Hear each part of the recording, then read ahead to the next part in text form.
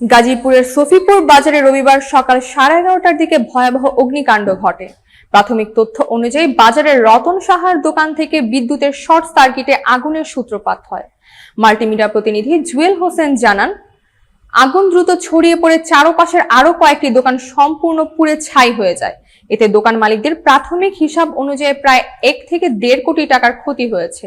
ঘটনার খবর পেয়ে ফায়ার সার্ভিস দ্রুত ঘটনাস্থলে পৌঁছে আগুন নিয়ন্ত্রণে আনে।